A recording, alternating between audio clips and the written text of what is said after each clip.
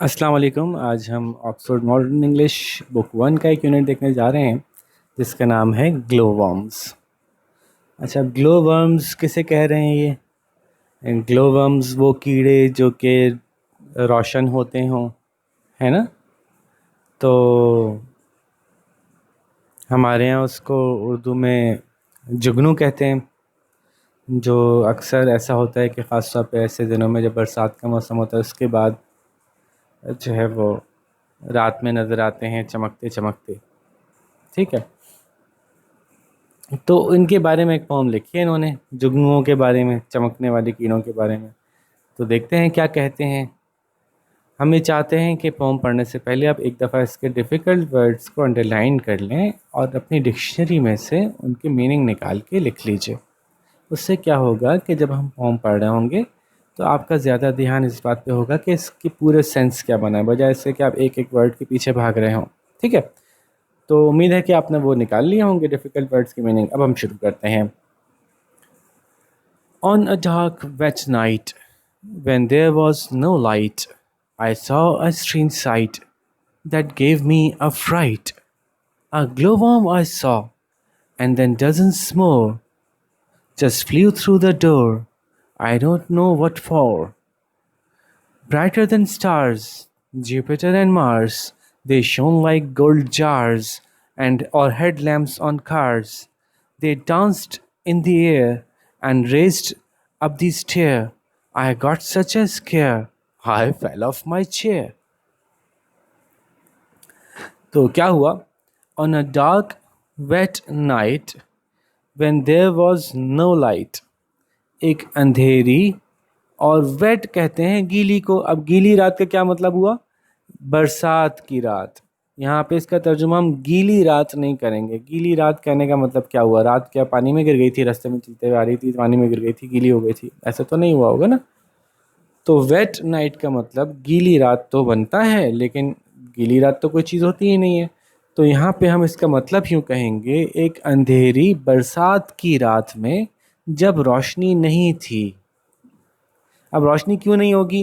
तो होता है ना कि कभी कभी लाइट चली जाती है और उसकी वजह से अंधेरा हो जाता है, फिर हर तरफ आपको कुछ नहीं दिख रहा होता, फिर एक आध मोमबत्ती के अलावा, या अगर यूपीएस या जनरेटर ना हो तो मोमबत्ती शमबत्ती से ही काम चलाया जा रहा होता है।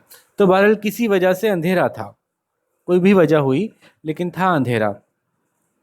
तो एक अंधेरी बरसात की रात में जब बिल्कुल भी रोशनी नहीं थी, I saw a strange sight that give me a fright. Fright कहते हैं स्केयर हो जाने को, खौफजदा हो जाने को। गिविंग मी अ फ्राइट, मुझे खौफजदा कर दिया, मुझे डरा दिया। तो that gave me a fright past tense में चला गया कि मुझे उसने खौफजदा कर दिया। मैंने एक अजीब सा नज़ारा देखा, मैंने एक अजीब सी चीज़ देखी जिसने मुझे खौफजदा कर दिया।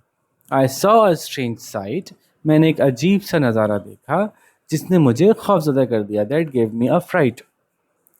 अ glow worm I saw and then dozens more, मैंने एक जुगनू देखा और फिर दर्जनों और। यानी पहले एक जुगनू कहीं से उड़ता हुआ आता हुआ नज़र आया मुझे, चूँकि बिल्कुल अंधेरा था, तो वो थोड़ी सी रोशनी से भी नज़र आ जाता है जुगनू, तो फिर ऐसी सूरत में तो I a glow worm I saw, एक जुगनू मैंने देखा, एंड देन डजन्स मोर, और फिर दर्जनों और देखे। Just flu through the door, I don't know what for, वो बस ऐसे ही दरवाजे में से उड़ के अंदर आ गए, पता नहीं क्यों। I don't know what for, what for मतलब मकसद क्या था उनका, मुझे नहीं पता। तो just flu through the door, बस ऐसे ही दरवाजे में से उड़ के अंदर आ गए, पता नहीं क्यों, मुझे नहीं पता कि वो ऐसा क्यों किया उन्होंने, क्यों उड़ के अंदर आ गए। ब्राइटर देन स्टार्स, अब देखें जब बच्चे किसी चीज़ को इमेजिन करते हैं तो ऐसे ही करते हैं ना, कि वो छोटी छोटी चीज़ों को ही बाज़ औक़ात बहुत ही बड़ा, बहुत ज़बरदस्त और बहुत खूबसूरत समझते हैं।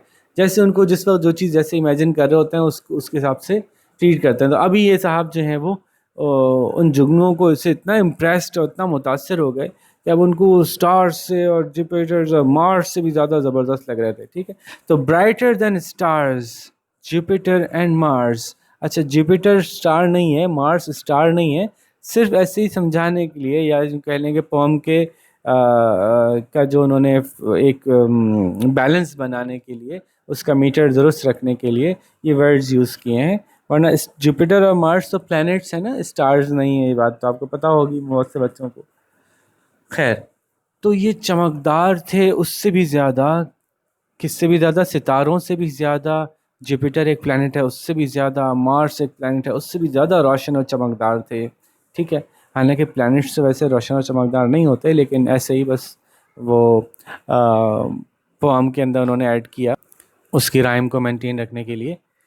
तो ब्राइटर देन स्टार्स, वो तो ज़्यादा चमकदार थे, सितारों से भी ज़्यादा, जुपिटर्स और मार्स से भी ज़्यादा चमकदार थे।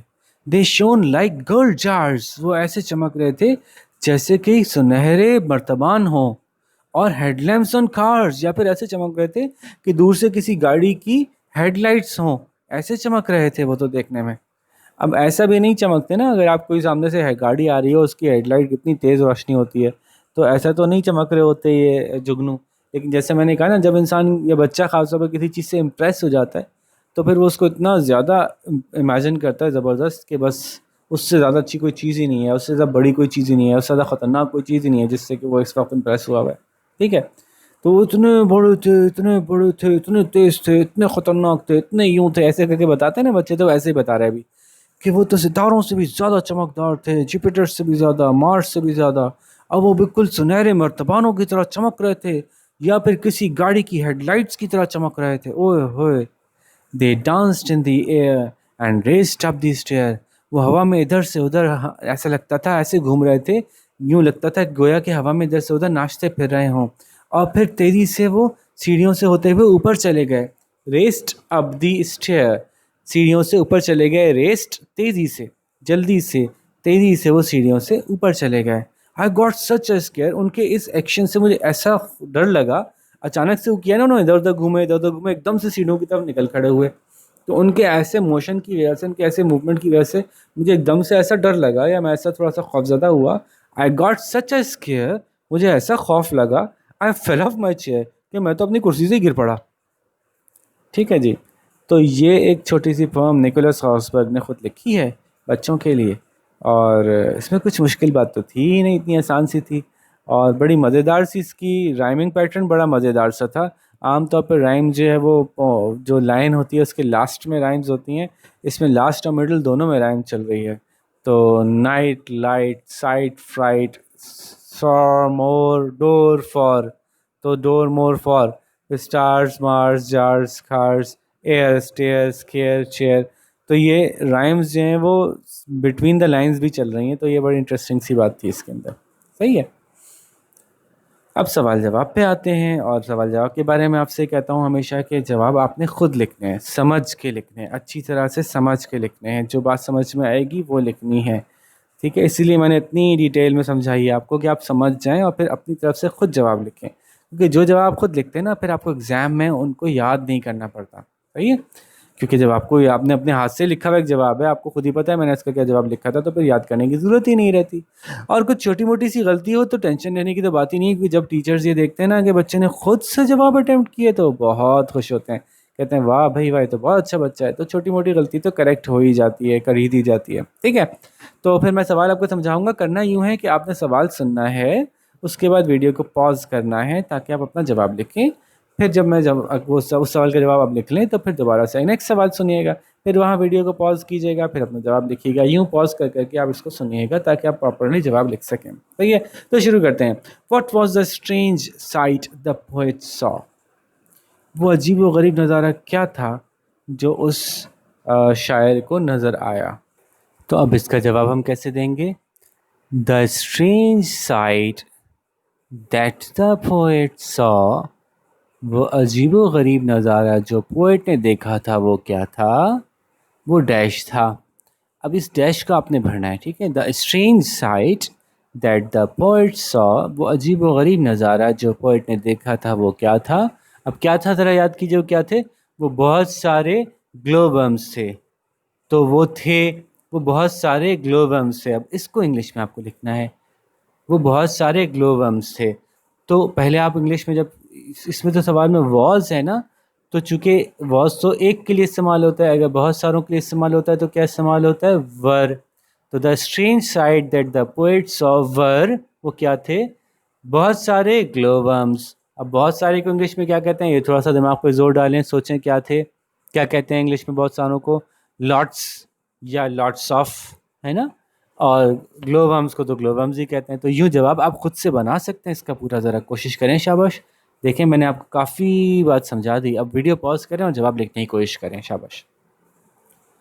Question number b, how many glowworms came through the door, कितने ग्लोबम्स दरवाजे से अंदर आए थे। तो dash glowworms came through the door, ऐसे जवाब बनेगा, इतने ग्लोबम्स दरवाजे में से आए थे। कितने आए थे, दर्जनों। दर्जनों की इंग्लिश क्या थी वो यहाँ लिख लीजिए थोड़ा सा, अगर आपको याद नहीं तो थोड़ा सा पीछे देखिए, आपको याद आ जाएगा कि दर्जनों की इंग्लिश क्या थी। ठीक है, दर्जनों ग्लोबम्स केम थ्रू द डोर। अब दर्जनों को देख लीजिए कि इंग्लिश में क्या कहते हैं। सही है। अब क्वेश्चन यहाँ पे वीडियो पॉज करके जवाब लिखिए, फिर क्वेश्चन नंबर सी तक चलते हैं। Are we told why the glowworms came? Why do you think they came? Are we told, क्या हमें बताया गया है इस फॉर्म में, why the glowworms came, के glowworms क्यों आए थे। तो क्या जवाब है इस पहले टुकड़े का, सवाल के इस पहले टुकड़े का, no we are not told why the glowworms came, है ना। तो बहुत आसान सी, सिर्फ नो ही लगाना था। No we are not told why the glowworms came, नहीं हमें नहीं पता कि ग्लोवर्म्स क्यों आए थे। तो अब सवाल है अगला कि why do you think they came, ये है असल मज़ेदार बात। ठीक है, इसमें आपको अपनी तरफ से जवाब देना है, इसका कोई एक फिक्स आंसर नहीं है। पहले वाले का तो आंसर लेके आप फुल स्टॉप लगाएंगे कि no we do not know, या no we are not told why the glowworms came, ये तो आपने पहले लिख लिया। अब असल में जो आपने इसमें जवाब लिखना है वो क्या है कि why do you think they came, आपको क्यों लगता है कि वो क्यों आए थे। तो आपको जवाब इसका यूँ शुरू करना है, I think they came because, I think they came because, मुझे लगता है वो आए थे क्योंकि। अब उस बिकॉज के बाद आप अपनी तरफ से कुछ भरिए ज़रा मज़े मज़े की बात कोई। अब ये देखते हैं कि कौन बच्चा क्या भरता है। कोई कहेगा वो इसलिए आए थे क्योंकि उनको बाहर सर्दी लग रही थी। कोई कहेगा वो इसलिए आए थे क्योंकि बाहर बारिश हो रही थी, अंदर खुश्क मौसम था, वो इसलिए आ गए थे। ठीक है। कोई कहेगा वो अंदर इसलिए आए थे कि अंदर बच्चे को डर लग रहा था, अंधेरा था, तो वो रोशनी करने के लिए आ गए थे। तो इट डिपेंड्स अपॉन न्यूज़ का, एक कोई एक सही जवाब नहीं है। जैसा भी आप जवाब देंगे वो सही मान लिया जाएगा। तो आप खुल के इसका जवाब लिखिए जैसा आपके दिल में आता है। ठीक है, आप जवाब लिखिए इसका, फिर हम डी पे चलते हैं। वीडियो पॉज कर लीजिए। Question number d, which words in the poem tell us about the glowworms, वो कौन से अल्फाज हैं जिनसे जो इस बारे में लिख के बता रहे हैं कि ग्लोवर्म्स कैसे थे। ग्लोवर्म्स के बारे में इस्तेमाल होने वाले कौन कौन से अल्फाज थे जो इस पोएम में आए। एक नज़र ज़रा पोएम वापस से देखें तो देखिए, मतलब थोड़ा लाल लाल ज़्यादा हो गया तो मैं इसमें ऐसा करता हूँ, हरा हरा ले लेता हूँ। तो देखें कि कौन कौन से अल्फाज हैं जो ग्लोवर्म्स के बारे में बता रहे हैं। तो आप देखिए, बहुत ज़्यादा रोशन सितारों की तरह, brighter then stars, like gold jars, सुनहरे मर्तबानों की तरह, हेडलैम्प्स ऑन कार्स की तरह। ठीक है, तो देखें कितने सारे इन्होंने अल्फाज बता दिए जिससे कि बता रहे हैं कि ऐसा दिखते थे वो, ऐसे लग रहे थे वो।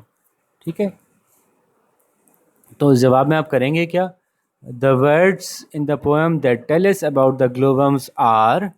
ठीक है, the words in the poem that tell us about the glowworms are, वो ये हैं, और फिर आप आगे वो अल्फाज लिख दीजिएगा पीछे से देख के, जो मैंने आपको सर्कल करके दिखाए। अगेन कोई चीज़ मिस हुआ करे तो पीछे वीडियो पॉज करके थोड़ी सी पीछे करके देख लिया करें। Brighter then star, golden jar, headlamps और कार्स, है ना, हेडलैम्प्स ऑन कार्स। तो ये सारे अल्फाज हैं जो उन्होंने इस्तेमाल किए हैं ग्लोवर्म्स को एक्सप्लेन करने के लिए। तो इसका जवाब लिखिए शाबाश, फिर हम अगले सवाल पे चलते हैं। वीडियो पॉज कर लीजिए। Question number e, why what did the glowworms do in the house, what did the poet do, glowworm घर में क्या कर रहे थे, और फिर शायर जो था, वो जो बच्चा था, उसने क्या किया। तो ये भी बड़ा आसान सा सवाल है, पोएम के आखिर में पूरी ये बात बताई हुई है इन्होंने, है ना। तो ज़रा सोचें क्या कर रहे थे भाई वो। अगर आप एक नज़र यहाँ देखें तो देखिए क्या कर रहे थे वो। वापस से ग्रीन में जाते हैं। ये देखिए क्या बात हो रही है, दे डांस्ड इन द एयर। तो क्या कर रहे थे, तो the ग्लोवर्म्स danced in the air, dash dash dash dash dash करके अगर मैं कहूँ the glowworms dashed, यानी glowworm ने क्या किया, danced in the air। और poet ने क्या किया, the poet, अब ये देखें चेयर से गिर गया। अब चेयर से गिर गया की पूरी बात पीछे लिखी हुई है कि कैसे लिखेंगे चेयर से गिर गया, तो अब इसमें तो मुझे कुछ बताना ही नहीं पड़ेगा कि the glowworms dash dash dash and the poet dash dash dash, glowworms ने डांस किया और पोएट चेयर से गिर गया। और ये बात पीछे लिखी भी है तो बहुत ही आसान हो गया इसको समझाना, है ना भाई। तो अब देखें थोड़ी सी मेहनत की आपने और सारे सवाल खुद ही कर लिए, है ना भाई। थोड़ी सी मेरी मदद थी, बाकी तो आपने खुद ही सारे सवाल अटेम्प्ट कर लिए और फॉर्म भी अच्छी सी समझ ली। तो अब हम यही चाहते हैं कि आप इसी तरह से थोड़ी सी मेहनत करके सारे सवाल खुद ही लिखा करें जवाब उनके। सही है भाई। देखते हैं कि आप में से कौन ज़्यादा अच्छे जवाब लिख के लाता है। तो उम्मीद है सब कुछ अच्छे समझ में आ गया होगा। कोई मुश्किल हो, कोई मसला हो तो आप मुझसे ज़रूर दोबारा पूछ सकते हैं, मैं फिर से समझा दूंगा बात। ठीक है भाई। तो इसी के साथ आपसे इजाज़त चाहेंगे। अपना बहुत सारा ख्याल रखिएगा। अल्लाह हाफ़िज़।